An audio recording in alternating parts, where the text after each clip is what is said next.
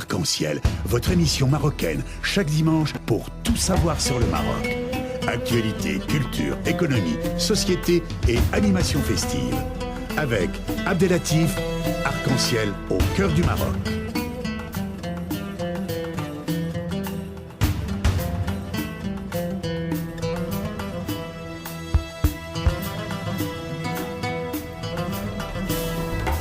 Arc-en-Ciel, la chronique. Bonjour à toutes et bonjour à tous et bienvenue dans l'émission Arc-en-Ciel sur Radio Pluriel. Arc-en-Ciel Info.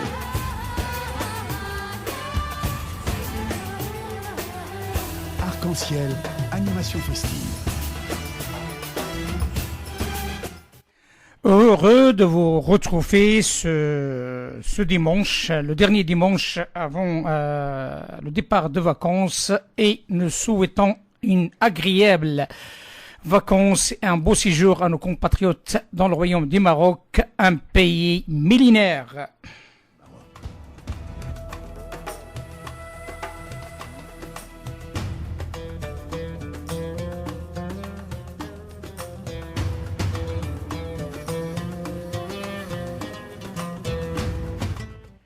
D'ici peu, nous rentrons en contact avec notre premier intervenant, reconnu, notre ami cher Roland Lafitte, par rapport à ce dernier discours de Monsieur le Président de la République française, Monsieur Emmanuel Macron, pour un décryptage citoyen.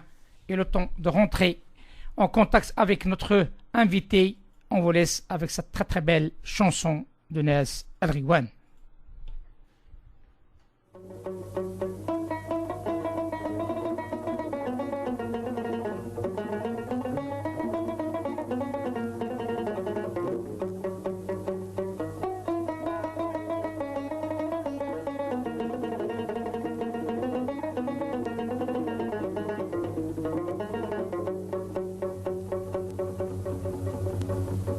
يا صاح راني وسط الحملة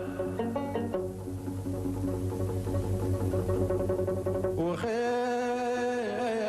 شملة وما فاتت الحملة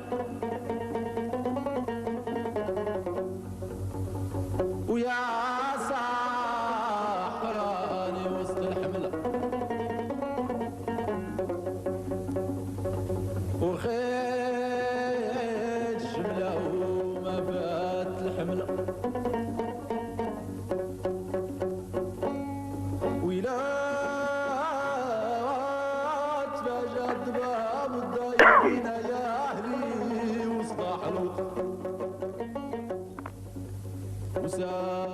وساعلمنا واقف على دربنا يا أهلي يوم صبودا غير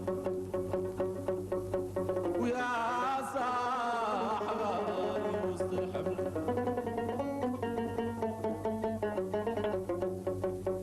وخيت شملة وما فات الحملة ويلا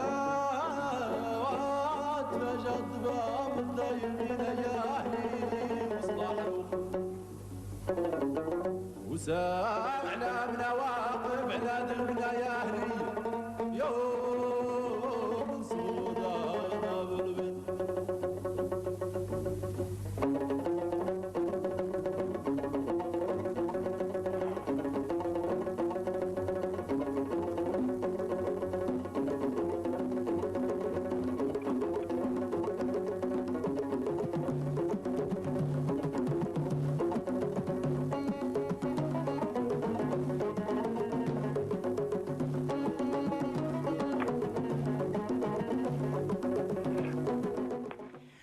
Retour à l'antenne et un grand merci à ce groupe mythique Nas El Rigouane qui nous a accompagnés depuis plusieurs années. Et merci à notre invité, un fan de Nas El Rigouane. C'est un honneur pour nous d'entendre parler comme quoi M. Roland Lafitte parmi les fans de Nas El Rigouane. Monsieur Roland Lafitte, bonjour et bienvenue dans l'émission Arc-en-Ciel sur Radio Pluriel. Bonjour, je suis content d'entendre ce groupe puisque ça me rappelle un bon souvenir. Lorsque j'animais avec mon ami Mokhtar, Mohamed Bachiri et Geneviève Clancy, Radio Soleil Goutte d'Or, Idea James. Exact. De 83 à 87, donc il y a un petit moment maintenant. Exactement, mais c'est un groupe qui a marqué l'histoire du Maroc sur un grand nombre de thèmes et de thématiques à développer. Et maintenant, avec le temps, on constate comme quoi tout ce qui a été dit par ce groupe, dans la quasi-totalité, c'est la vérité. Donc, comme vous le savez, M. Roland Lafitte, il faut bien spécifier à notre auditoire comme quoi il s'agit d'un chercheur citoyen indépendant et essayiste qui connaît le monde musulman, qui connaît aussi les mots de l'islam. Monsieur Roland Lafitte a été notre invité récemment, mais cette fois-ci, il y a un événement majeur qui s'est produit récemment avec la participation de Monsieur le Président de la République française, Monsieur Emmanuel Macron, à l'iftar au CFCM, et surtout son discours, un discours très très très important. Et nous souhaitons, à travers nos intervenants, de le décrypter selon un certain volet, une certaine spécialité de nos intervenants. Et aujourd'hui, nous sommes heureux de recevoir M. Roland Lafitte pour un décryptage citoyen. Qu'est-ce que représente pour vous ce discours? Et surtout, M. Roland Lafitte, le contexte actuel de ce discours qui, quelque part, chez un grand nombre de personnes, disent qu'il s'agit d'un point d'inflexion de taille. Je vous remercie de me donner la parole et je suis très honoré que vous m'invitiez et de parler à votre public, à votre auditoire. Et auparavant, j'aimerais faire deux remarques en préambule, si vous permettez. Je vous prie. La première est que nous assistons dans notre pays à j'appellerais une sorte de surchauffe intellectuelle sur l'islam, une sorte d'emballement intellectuel, de surdétermination imaginaire de l'islam par rapport aux problèmes réels qui amènent à un certain détournement de la réalité. Ceci à deux niveaux. Au niveau international et au niveau français, au niveau intérieur. Au niveau international, d'abord, parce que là, c'est facile de comprendre que la réalité internationale auquel s'affrontent notre pays et nos pays, le Maroc comme la France, ne passe pas par le prisme, ou très marginalement par le prisme des rapports avec l'islam. Je parle aujourd'hui du grand conflit qu'on nous présente comme fondamentalement d'une nature antagonique entre chiisme et sunnisme au Moyen-Orient, ou le rapport entre de nombreux pays et puis Daesh. La deuxième chose, sans voir que, peut-être faut-il voir aussi les causes de ces problèmes dans l'attitude de notre société, de notre pays et de l'impérialisme français, de notre État, qui a une politique quand même assez agressive, aussi bien au Moyen-Orient qu'au Maghreb et au Sahel. La deuxième chose, c'est que ce n'est pas le rapport de la société française avec l'islam, en essayant de l'éclaircir ou de le régler, enfin je ne sais pas quels sont les termes utilisés, qu'on va pouvoir supprimer les problèmes qui sont posés par le chômage massif dans certaines banlieues, où depuis 3 générations maintenant on a plus de 40% de chômeurs, ce qui est énorme, et ce qui crée des habitudes naturellement néfastes à la société, la ghettoisation de secteurs entiers de notre population et l'exclusion de la société. On ne va pas les régler en réglant les rapports avec l'islam dans notre société. Donc là, c'est la première chose que je voulais dire. La seconde, c'est que je m'aperçois dans les émissions que vous avez faites, que je suis avec intérêt, naturellement. Merci. Il y a il faut dire 2 mots sur la laïcité. Mm-hmm. Voilà. Il n'y a pas une laïcité. Tout le monde dit il n'y a qu'une seule laïcité, c'est la mienne, etc. Non, il y a plusieurs conceptions en France de la laïcité. La notion de laïcité a changé. On on ne parle pas de la laïcité au XIXe siècle comme on en parle au XXe. On ne conçoit pas la loi de 1905 aujourd'hui comme elle était hier. Il y a eu peut-être 50 modifications de la loi de 1905. Et on essaie de dire, la loi de 1905, on n'y touche pas, c'est sacré, ça fait partie des textes sacrés de la République. Oui, la notion de laïcité est importante pour la République. Moi, je suis né dans une école laïque, alors je vais pas, et ma tradition est laïque, c'est naturel. Mais il y a deux conceptions. Il y a une conception ouverte, bien qu'on n'aime pas ces mots, oui. Il y a bien une conception ouverte et une conception fermée de la laïcité. Il y a une conception laïciste de la laïcité, qui dit la société, la République, l'école ne connaissent pas les religions. Je suis désolé, moi j'ai enseigné pendant 37 ans dans une banlieue. Les dernières années, j'avais l'immense majorité de mes élèves qui étaient musulmans, et je vous assure que j'étais bien obligé de tenir compte, ne serait-ce que pour comprendre leurs préoccupations et pour y répondre au fait qu'ils avaient, que beaucoup étaient musulmans et se réclamaient de la religion islamique. Ça m'a jamais dérangé. L'important, c'était d'affronter des problèmes en tenant compte de ça.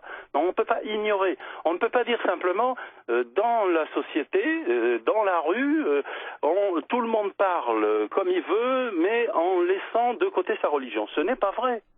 Les chrétiens pratiquants interviennent sur la place publique en pensant au message de l'Évangile, en essayant d'être cohérents avec ce qu'ils ont appris de la religion. Et on va pas leur refuser. On n'a jamais interdit dans ce pays des partis démocrates chrétiens. On n'a jamais interdit des syndicats qui se disent encore aujourd'hui chrétiens. Bon, même chose pour les musulmans. On ne peut pas ignorer qu'un musulman pratiquant et intervient dans la vie publique de la société, intervient dans son action en essayant de respecter ce qu'il conçoit comme le message de l'islam. Alors, quelle est la question? Comment ça se pose, le véritable problème d'une laïcité ouverte? C'est un peu le principe qu'il y avait dans les muhadara de l'époque abbasside, où on rassemblait des gens de différentes confessions et où on demandait à chacun de ne pas essayer d'imposer à l'autre son point de vue, c'est-à-dire de ne pas se justifier publiquement avec un point de vue qui n'est valable que pour les adeptes de sa religion, qu'ils soient chrétiens à l'époque, juifs ou musulmans ou encore zoroastriens. Non, il s'agissait de donner des arguments qui soient acceptables par les autres, c'est-à-dire qu'ils se placent sur un terrain commun aux autres. Et quel est ce terrain à l'époque? C'était le terrain de la raison. Il n'y en a pas d'autre. Donc ce que la société peut demander à un musulman, comme à un chrétien, c'est de ne pas dire, moi, au nom de ma religion, je dis ceci, je dis cela, et je pense que c'est ça la vérité dans la société, dans l'État, dans la République et dans l'école. Ça serait stupide. Moi, j'ai vu des élèves qui disaient ça. Et alors, il suffit de leur expliquer que c'est pas comme ça qu'on peut parler aux autres, sinon on se met dans un coin, et puis c'est tout. Non, si on veut parler aux autres, il faut utiliser le langage que les autres peuvent comprendre. C'est ça le critère. Voilà, j'ai fait... Oui, justement, là... J'ai fait ces préambules qui me semblaient nécessaires. Ça, c'est ce qu'on appelle la laïcité ouverte. Mais par contre, la laïcité fermée... Oui. Eh bien, la laïcité fermée, elle consiste à dire il n'existe pas de religion, n'en parlez pas, je ne veux pas savoir. Voilà. C'est pas possible. Je vous donne un exemple, comme enseignant, si vous voulez. D'accord? J'ai vu qu'il y a des gens qui se plaignent que, vous vous rendez compte, il y a des musulmans qui disent dans le Coran, on nous dit que la terre est plate. Bon. Alors, que fait un enseignant devant ça? Il y a deux manières. L'enseignant habitué dans l'idée de laïcité fermée, il va dire ça c'est la religion, donc ça n'a pas place à l'école c'est la science. Voilà. Bon, terminé, je le renvoie dans ses cordes.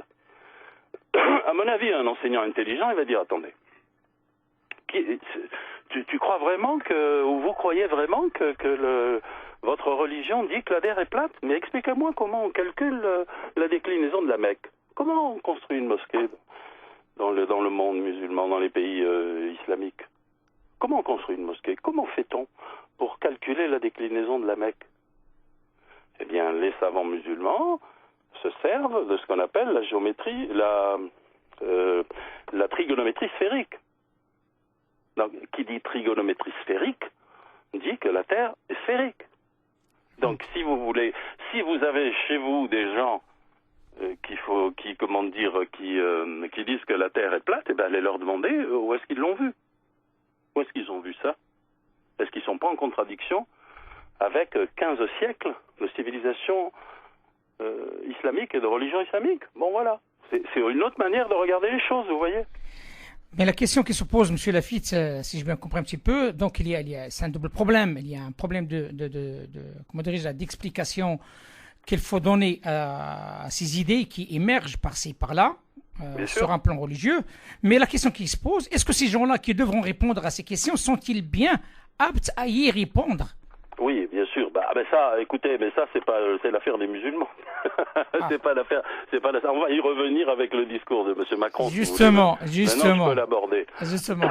Alors, d'abord, je tiens pour acquis quelque chose.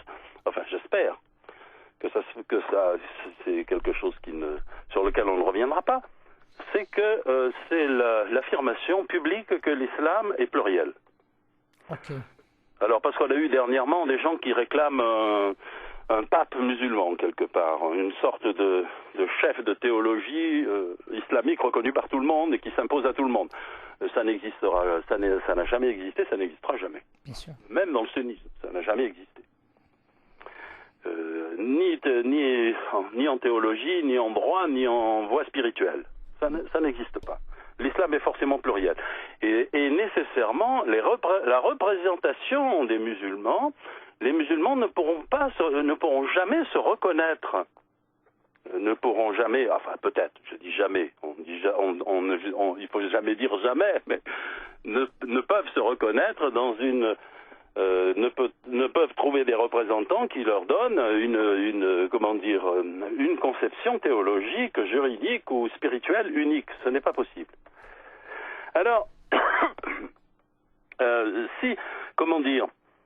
pourquoi parler de représentation? Alors, M. Macron a bien fait de dire, bon, le CFCM, c'est très bien, l'Iftar, il est invité par le CFCM, mais il y a d'autres gens que vous qui, pour représenter l'islam, il faut les entendre tous.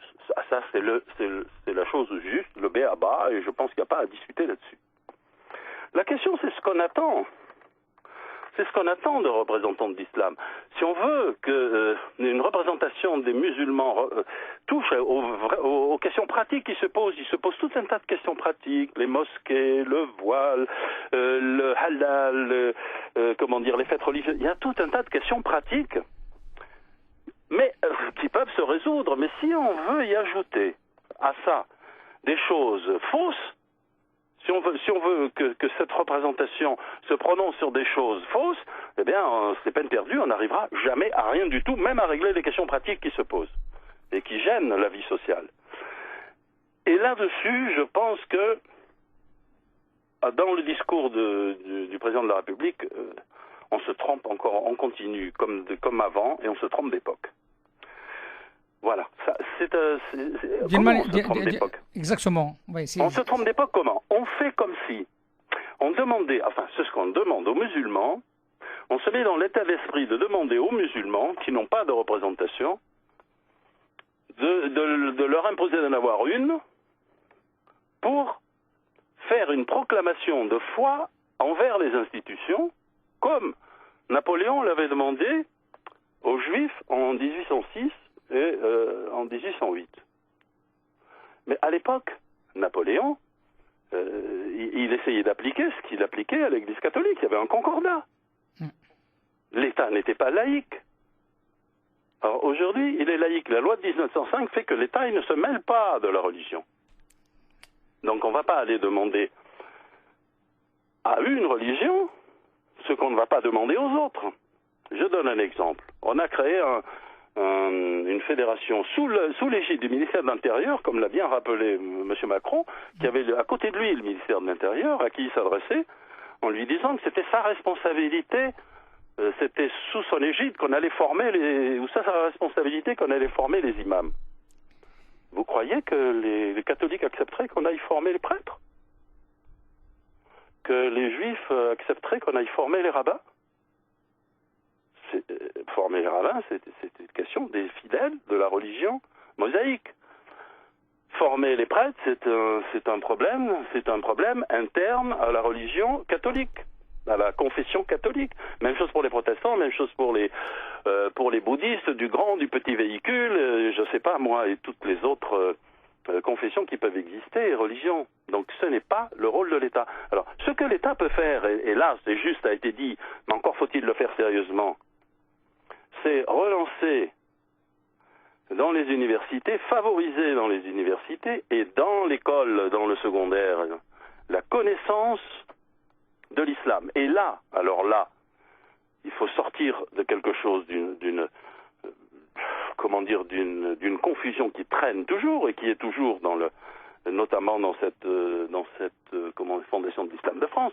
Il faut arrêter de confondre la religion, le culte, la civilisation, les cultures, parce qu'il y a plusieurs cultures.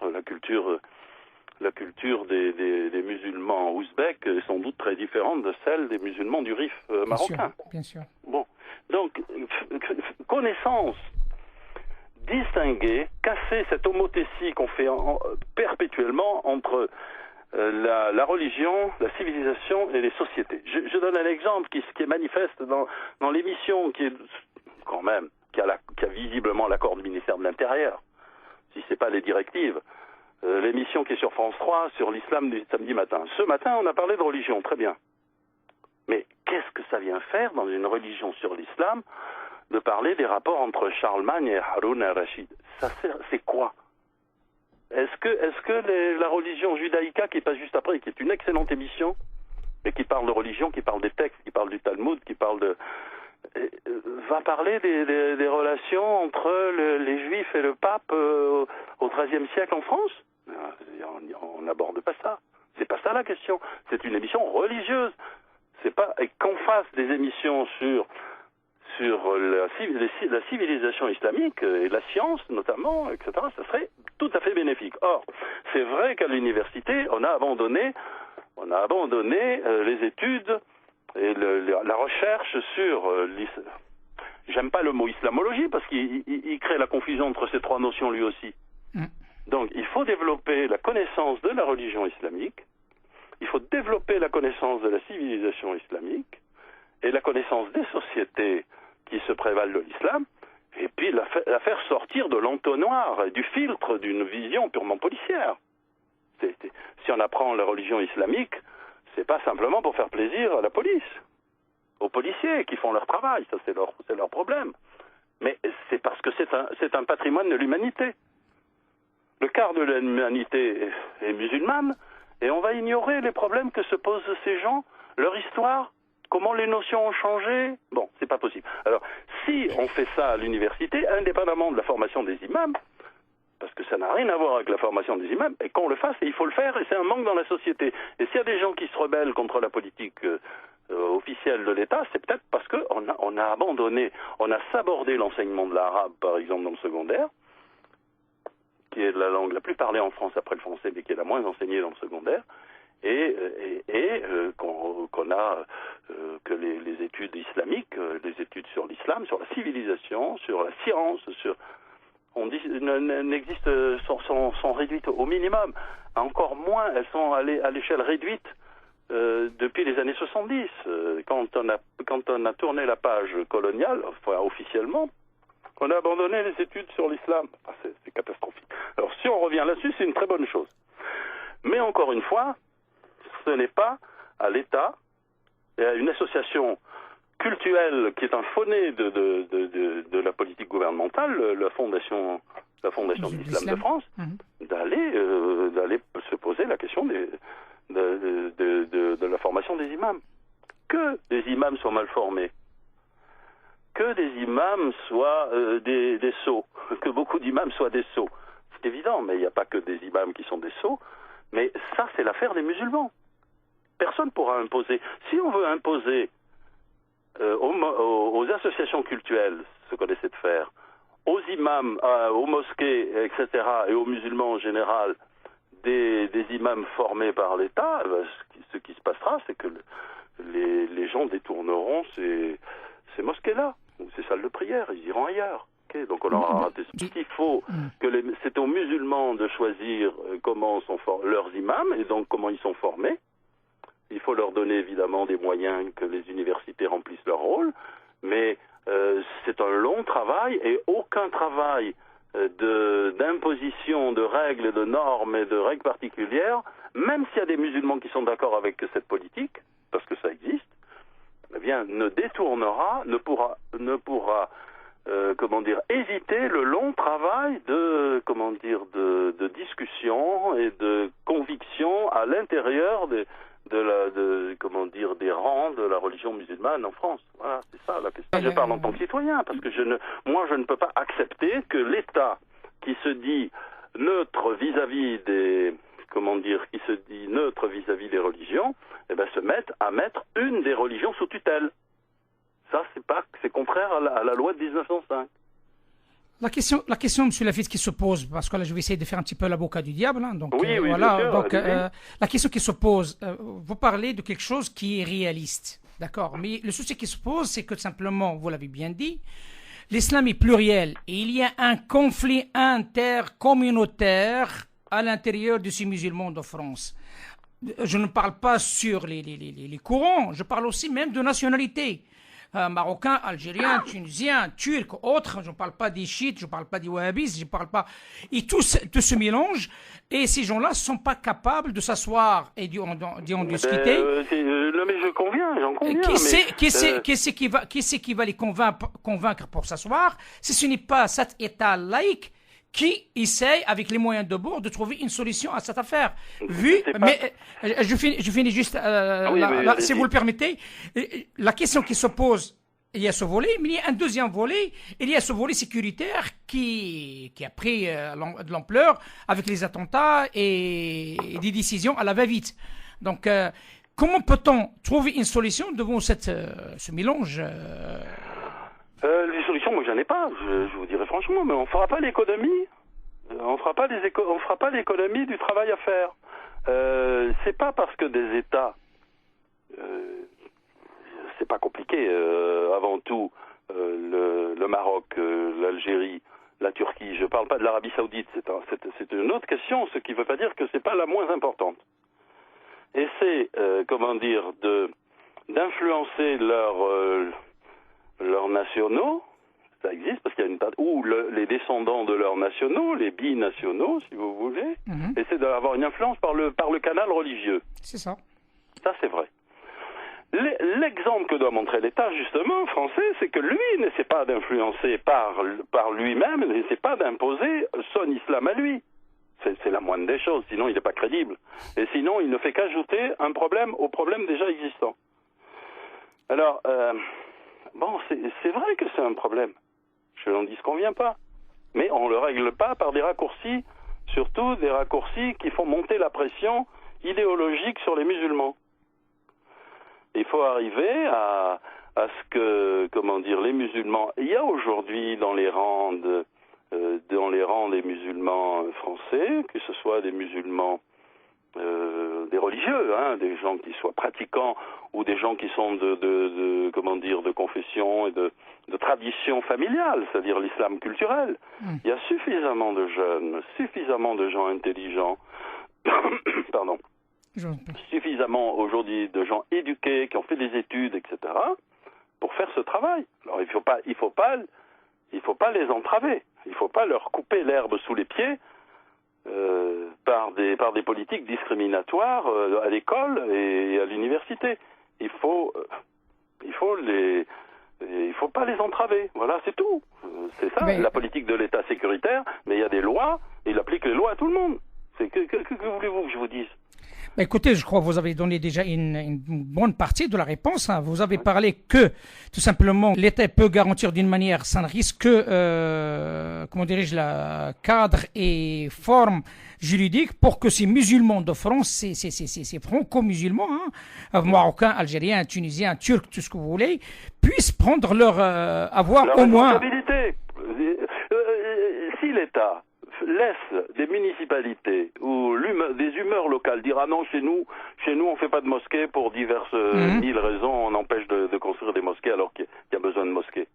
Si l'État n'a pas une politique vigoureuse pour empêcher les obstacles juridiques, culturels à la construction de mosquées, comment voulez-vous que les gens ne soient pas révoltés, ne se révoltent pas? C'est impossible. Donc il faut les jeter. Il faut favoriser. Alors, M. Macron a raison, il a une bonne formule. Il dit il faut que les musulmans, comme tous les membres des religions, c'est à la tâche de l'État assurer la sérénité du culte. Oui, mais il faut que le culte il ne soit pas empêché. Et donc il y a une politique à mener. Le fait que l'État ne reconnaît pas les religions ne veut pas dire qu'il ne doit pas supprimer les obstacles à la libre expression des religions. Alors là, il y a quelque chose à faire. Oui. Mais la plupart du temps, c'est à l'échelle locale que ça se règle. Mais il n'y a pas que l'État en France. Il y a les collectivités locales, il y a des partis politiques. Et c'est une affaire politique à mener sur le terrain politique, de faire en sorte que les musulmans puissent avoir leur mosquée. Il y a 30 000 églises en France pour je ne sais pas combien, 10 millions de catholiques pratiquants. Et pour 1 ou 2 millions de musulmans pratiquants, il y a 2000 mosquées. Donc si vous multipliez par... on pourrait en avoir beaucoup plus. Tranquillement, sans gêner personne. Voilà. Bon, donc, je ne résous pas les problèmes. Je ne pense pas que les problèmes soient solubles facilement. Vous avez des problèmes de quotidien à régler. Bon, c'est des choses qui se font vous voyez, par approximation successive, par des concessions des deux côtés, à l'échelle locale, à l'échelle, il y aura toutes les positions possibles. Mais l'État doit avoir une politique hardie d'assurer la sérénité du culte. Alors ça, c'est une tâche. C'est une tâche. Qui s'y attelle? Voilà. Peut-on considérer, M. Laffitte, que ce discours peut constituer ce qu'on appelle un préambule pour éventuellement un échange plus avancé, comme on est en train de le faire actuellement sur l'émission Arc-en-Ciel, avec des avis des uns et des autres, et de sortir avec quelque chose de plus concret et plus réaliste? Moi, je pense que ça me paraît... Enfin, préambule, moi, je mets des conditions à rien du tout. C'est pas moi qui règle les problèmes. Je ne suis qu'un particulier. Je n'ai aucune attache partisane ou religieuse. Donc, je n'ai pas ce problème. Je parle en tant que citoyen, tout simplement. Mais j'essaie de parler de bon sens. Il y a des conditions. Il faut créer la confiance. L'État, c'est son rôle de créer la confiance de nos concitoyens musulmans. Comme c'est sa tâche, et il l'affirme, de créer la confiance des concitoyens juifs ou catholiques ou bouddhistes. C'est sa tâche. Pourquoi les uns et pas les autres? Or, nos concitoyens musulmans aujourd'hui ont des problèmes. Ils ont des problèmes qui tiennent à la situation internationale, à l'effet de la situation internationale sur la vie politique française, qui tiennent à l'inertie de la tradition coloniale dans la vie intérieure française, qui se traduit par des préjugés, des discriminations. C'est sa tâche de lutter contre ça. Ça, c'est sa tâche. Qu'il le fasse. Écoutez, l'explication citoyenne de M. Roland Laffitte est claire et nous sommes heureux de recevoir cette analyse, surtout cette analyse à bon entendeur. Il y a beaucoup de monde qui nous écoute et nous tenons à les remercier par rapport à leur fidélité, soit ici en France, soit à l'étranger. L'idée est simple, l'idée c'est tout simplement qu'il y a un dialogue, un débat et de donner aussi la parole à ces compétences franco-marocaines, franco-algériennes, franco-turques ou autres qui sont là, qui sont capables de trouver les mots et aussi les idées adéquates pour trouver une paix durable par rapport à cette religion qui représente quand même la deuxième religion de France. Absolument. Moi, je vais, le débat, la question du rapport de la société française avec son islam, l'islam des Français, l'islam de ses concitoyens et des résidents, parce que les résidents en France aussi, ils sont les bienvenus. Bien sûr. Les résidents musulmans en France, c'est pas simplement nos concitoyens. Il y avait un proverbe, un adage latin lorsqu'on étudie le latin à l'école, qui disait celui qui traite celui qui traite l'étranger différemment du citoyen commet un crime envers les dieux. On apprend ça à l'école. Eh oui. Donc voilà, donc il n'y a pas à faire de différence. Alors évidemment, les musulmans français ont quelque chose à dire vis-à-vis de leur État. Tandis que les résidents, ils ont beaucoup de mal à parler. Évidemment, ils ont plus de rapport avec leur État, l'État d'origine. Bon. Mais c'est pas une raison pour oublier les questions. Il y a un long contentieux qui tient à la politique coloniale, qui tient à l'état d'esprit colonial, qui tient au fait qu'on a minimisé, qu'on a dévalorisé l'islam, comme on a dévalorisé les peuples colonisés. Il y avait quand même un racisme officiel avec le code de l'indigénat, il ne faut pas l'oublier. Ça a des traces, il y en a qui comprennent pas encore pourquoi, qui s'imaginent que l'Algérien ou le Marocain en France n'est pas un vrai Français. Ça existe. Et c'est ça qu'il faut combattre.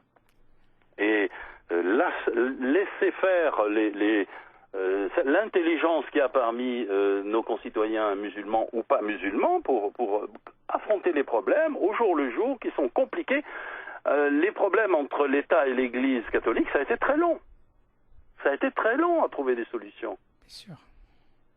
Et avec le judaïsme moins, mais bon, les juifs ont aussi souffert de l'État français, ceux qui se proclamaient État français. Donc les questions ne sont pas... On comprend qu'il puisse y avoir des préventions, des difficultés. On comprend ça. C'est pour ça qu'il faut une confiance. Moi, je pense qu'il faut en profiter un petit peu de ces expériences pour raccourcir un petit peu le chemin pour l'intégration de l'islam. Oui, il ne faut pas recommencer la même chose et croire qu'on est aujourd'hui que l'islam est dans l'islam de France ou en France, peu importe. C'est pas la question, c'est pas mon problème, moi. Les musulmans, je parle des musulmans. Il n'y a pas d'islam officiel, donc ça a toujours été une tentative de l'État de créer, notamment vis-à-vis de l'Église, de créer un catholicisme de France. On appelait ça le gallicanisme. Bon, et c'est normal que la préoccupation de l'État, ça soit d'empêcher sur sa politique internationale les influences d'autorités islamiques qui viennent d'autres pays, que ce soit les pays d'origine, que ce soit aujourd'hui l'Arabie Saoudite, bien qu'ils ne fassent pas grand-chose pour éviter la propagation du wahhabisme, qui est quand même dans les courants de l'islam la moins sympathique, il faut le dire. Oui, il y a beaucoup de choses à faire. L'État doit en être conscient. Les gouvernements s'ils veulent faire une bonne politique, il faut qu'ils en soient conscients. Et il faut créer la confiance vis-à-vis de nos contemporains musulmans. Et il faut cesser de dévaloriser dans la société française nos compatriotes musulmans et l'islam. Ça, c'est une tâche de l'État à travers l'école, à travers la connaissance des religions, à travers la connaissance de la civilisation. Vous imaginez que moi, je vous rappelle, j'ai été enseignant. Vous vous rendez compte que, sachant que je connaissais un peu ces problèmes, les professeurs d'histoire géo venaient me demander « Et qu'est-ce que je dois faire ? Et tu connais pas comment je vais faire pour apprendre la géographie ? Est-ce que tu peux me dire comment on fait pour dire qu'il y avait un arabe ou un musulman qui connaissait bien la géographie ? C'est moi qui devais faire un dossier sur Idrissi. C'est moi. Moi, j'avais rien à voir. J'enseignais le droit et l'économie. J'enseignais pas Donc c'est un manque terrible dans le secondaire. Même les professeurs d'histoire, de géographie, de lettres, ils connaissent rien. Quel est le professeur de lettres qui montre quel est le rapport entre les fables de La Fontaine et puis les contes populaires arabes et persans? Qui le montre? On le fait pas. Comme si c'était un autre monde. Comme si ça faisait pas partie de nous. Ibn al-Muqaffa, il a été traduit dès le XIIIe siècle ici. Il a eu une influence, dans toute la littérature populaire européenne, en tout le Moyen-Âge. Est-ce qu'on étudie ce rapport? Est-ce qu'on le montre qu'il y a une parenté, une similitude, une grande familiarité entre l'imaginaire populaire du monde arabe et de l'Europe à travers les fabliaux, à travers le roman de renard, à travers les merveilles des contes populaires animaliers, etc., etc. Bon, ça, ce serait un travail à faire dans l'école. C'est pas simplement à enseigner l'arabe, s'il le faut. Donc, ce travail n'est pas fait. Voilà. Alors, si on veut dédramatiser, enfin, faire en sorte que nos élèves musulmans dans les écoles soient considérés non pas comme des étrangers qui viennent perturber à notre culture, mais soient des gens qui s'y sentent à l'aise, il faut montrer la familiarité qu'il y a et l'original, pas simplement la familiarité qu'il y a entre les cultures, Et les liens. mais aussi l'originalité. Qu'est-ce qu'apporte la culture? Qu'est-ce que nous a apporté? Qu'est-ce que nous apporte aujourd'hui que nous apportent les cultures des pays qui sont influencés par l'islam, de ces sociétés? Ça, c'est ça le travail qu'il faut faire. C'est un énorme boulot. Là, l'État peut le faire. L'État peut donner des directives dans l'école. Il peut donner. Il rassemble les gens, il va rassembler les gens, et puis on va parler comment on enseigne l'histoire, comment on enseigne le français, comment on enseigne les influences sur les fables de La Fontaine. On nous dit que La Fontaine, il y a Ésope, c'est tout. Il y a Ésope, il y a les latins, les grecs, mais il n'y a pas du tout les persans et les arabes dans les fables de La Fontaine. C'est stupide. C'est se couper, c'est se mutiler. La société française ne doit pas se mutiler en ignorant les cultures arabes et islamiques et en ignorant ses compatriotes musulmans. Voilà. Monsieur Roland Lafitte, sincèrement, je ne vous cache pas la vérité, je suis très, très, très épanoui par rapport à cet échange. Et certainement, notre auditoire, hein, qui divers, qui sont à l'écoute, ils ont bien apprécié cette explication qui est tantôt citoyenne, mais aussi historique. C'est ça qu'il faut bien le préciser. Et sachez-le, message lancé à nos décideurs ici en France, hein, et notamment le ministère de l'Enseignement. Il est temps de opter par rapport à cette proposition de M. Roland Lafitte que nous soutenons à travers l'émission Arc-en-Ciel. Je tiens à vous remercier, M. Roland Lafitte, et je vous dis à très bientôt parce que je donnerai la parole à notre général, M. François Chevancé, pour un décryptage aussi sécuritaire de ce discours. Et comme ça, au moins, nous aurons un décryptage sécuritaire, un décryptage citoyen, et nous finissons avec notre franco-marocain Karim Ifrak pour une explication plus profonde sur la base de la France profonde. À très bientôt, M. Roland Lafitte. Eh bien, au revoir à tout le monde et au plaisir. Au plaisir. À très bientôt. Merci beaucoup. Au revoir, monsieur.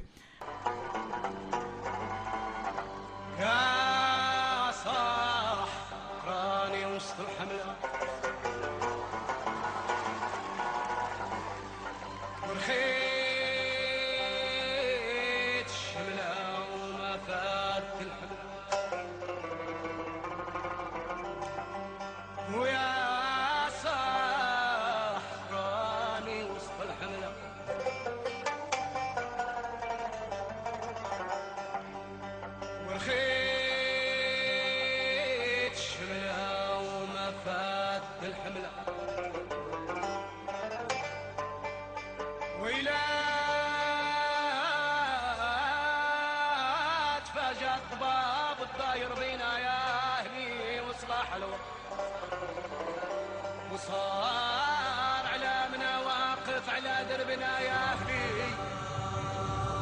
علامنا واقف على دربنا يا أهلي يوم نصبغوا دارنا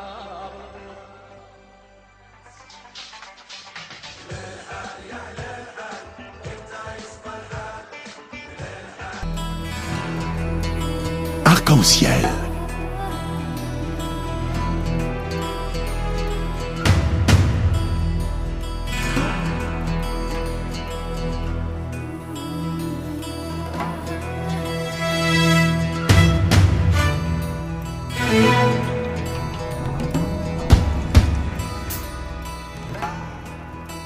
Arc-en-ciel, votre émission marocaine, chaque dimanche pour tout savoir sur le Maroc. Actualité, culture, économie, société et animation festive. Avec Abdelatif, Arc-en-ciel au cœur du Maroc.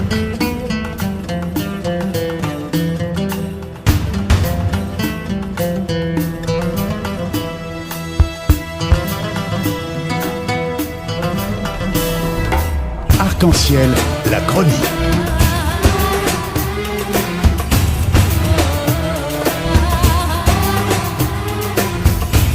Arc-en-ciel info.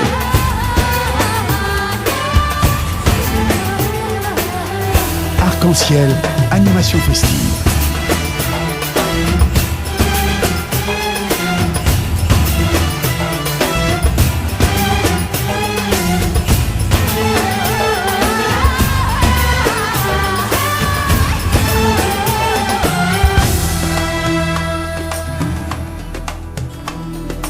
Arc-en-ciel au cœur du Maroc.